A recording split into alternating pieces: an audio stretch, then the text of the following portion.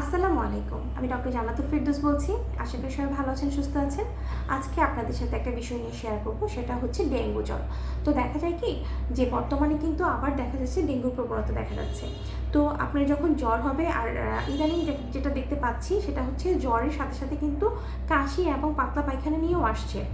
দেখা যায় যে আপনার যদি নর্মাল জ্বর থাকে, মানে হাই ফিভার যেটাকে বলে, অনেক বেশি তীব্র জ্বর, সাথে যদি কাশি থাকে এবং পাতলা পায়খানা থাকে, সেটাকেও কিন্তু আপনারা অবহেলা করবেন না।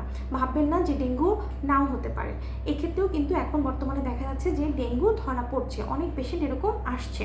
তো আপনারা যদি 3 দিনের জ্বর থাকে তাহলে অবশ্যই নিজে থেকে সিবিসি এবং NS1 এই দুইটা টেস্ট করে নেবেন। আর যদি জ্বর 5 দিনের বেশি হয় বা 5 দিন হয়ে যায় তাহলে সিবিসি, আপনার হচ্ছে IgG এবং IgM, এই 3টা টেস্ট অবশ্যই করতে হবে।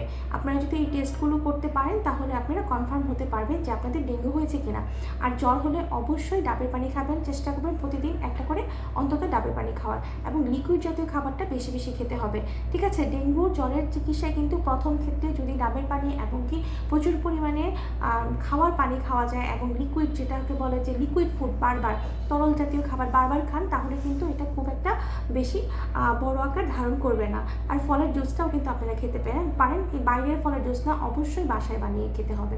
ঠিক আছে, ভালো থাকবেন, সুস্থ থাকবেন, আল্লাহ হাফেজ।